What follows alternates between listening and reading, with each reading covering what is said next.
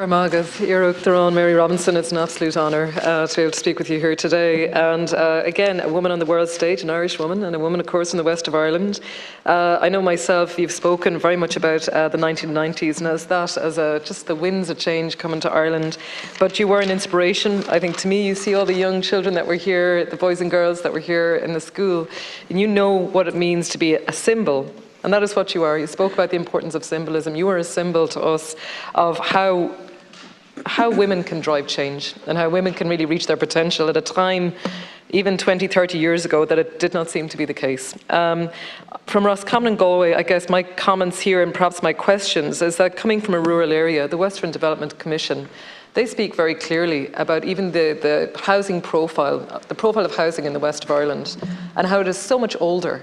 So much more older, the housing stock. So in other words, the actual challenges for people of all ages, and particularly older people, in old farmhouses, in old homes, to be able to meet the requirements around insulation. One of the things that I am calling for, I know within our government parties, is particularly around the assessors in SEAI. It is something that I've tried to raise in a commencement, but you know, it's still taking 12 months to get assessments done on homes. And that's about retrofitting. That's about making sure that we have insulation in those homes and that people can reduce their reliance on solid fuel. Because I come from a community that I do fight about just transition. I do want to ensure that we have a just transition, but not at the cost of people that are financially dependent on these types of fuels. We need to see that happen more quickly. I suppose the one thing I would also like to highlight is just in this just transition, there has been funding allocated, of course, 80 million through the Exchequer and another 80 million or so from the European Union to encourage us and allow us, particularly in the Midlands and Roscommon and in the Bannistow Municipal District, you know, EV charging points. But the timelines are so tight. And again, I'd like to ask you, what are your thoughts around this? We were given timelines where this was launched, and within a year, suddenly the EV charging points was out.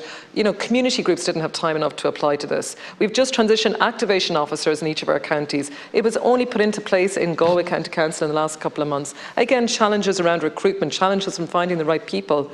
But at a cost to whom? The deadlines for the expression of interest for that programme, for example, are at the end of June. And that's to do with ensuring that we have more tourism, other employment opportunities for communities that do rely and did have change when it came to Shannonbridge and Lanesborough.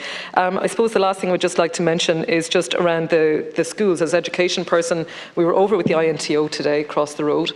Solar panels, a wonderful initiative that's been rolled out to schools where they can reduce their costs and reliance on heating. It's a huge cost for our schools, for education, for our children in national schools and secondary schools across the country, and particularly in the West. So thank you so much for your time.